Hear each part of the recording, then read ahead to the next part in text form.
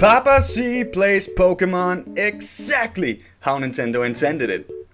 Well, I'm not doing that. I'm not letting some silly old granny magazine tell me what to do.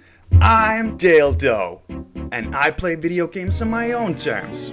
Welcome to Pokemon How Nintendo Didn't Intend It. I start out by booting my totally legit copy of Pokemon Fire Red and jump straight into the game. I name myself Dale because that's my name, and my rival Assface because that's his name. I wake up in my room and I go straight to the PC, because as any veteran Pokemon trainer knows, you can grab an infinite amount of Master Balls from your mom's old desktop computer right from the beginning. Then I go for a nice walk in the tall grass, when suddenly this old perv shows up and drags me back to his basement, lab. He says lab. He says I can pick one of these 3 Pokeballs on the table, so naturally, I take all 3. And Assface gets nothing, because he's not subscribed to Dildo. Then I do some sick parkour over these shelves and escape before anyone realizes what's going on. I make my way to Viridian City and go straight to the Poké Center to release all my Pokemon, because animal cruelty is wrong. In Viridian Forest, I meet this low-tier Pokemon and I ask if it wants to be my friend. It says yes, so I name it the N-word. I reach Pewter City, home of rocks, museums, and people who apparently have nothing better to do with their lives than block the road. This guy tells me I can't leave town until I fight Brock. Apparently he's some kind of government-issued rock simp or something. He's like, "You can't pass until you prove yourself." And I'm like, buddy, dude, I've got a dragon god and absolutely 0 patience for this. And he's like, nah bruh.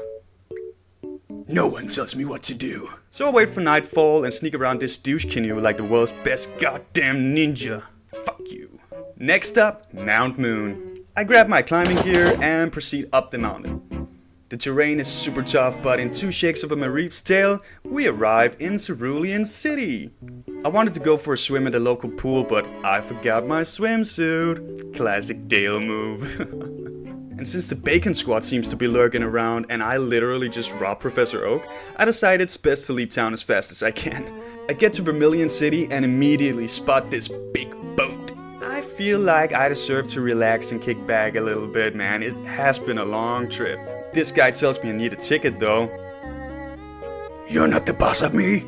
I knock him out and just walk in. As I explore the ship, I come across Assface. Ugh, I fucking hate this guy. Apparently he wants to engage in an illegal cockfight, and dude, I don't roll like that. So I just leave him.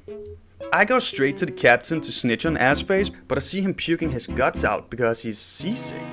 Nah, Captain, I know a week-long bender when I see one. So, I rob him in all the right places and he gives me a little reward afterwards. He gave me cut. Super disappointing. I usually charge much more for a robbing.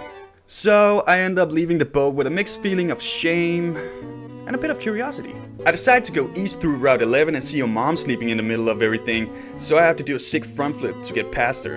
And again, I'm on my merry way. I finally reach Fuchsia City, but there's not much to do here. They do have a zoo, which is pretty cool, I guess. I go to the local gym to apply for a membership when the owner of the gym suddenly attacks me. Listen here, pal. You do not want me to release the big black dragon. So I just walk away.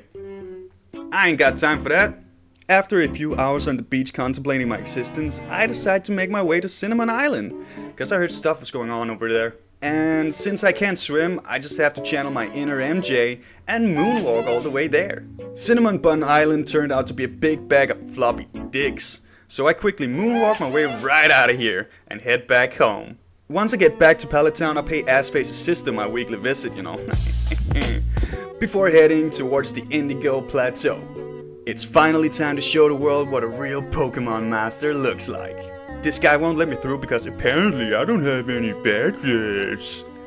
You cannot stop me. So I go outside and take out my climbing gear and proceed to Magnus Midway my way across these rocks. Once I'm over, it's pretty easy to follow this super narrow forest path straight to the League. I mean, yeah, they really should tighten up security around here, shouldn't they? I mean, getting here was way easier than I thought.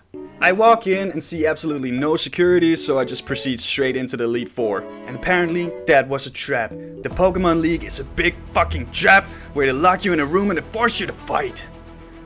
Well, this was your last mistake.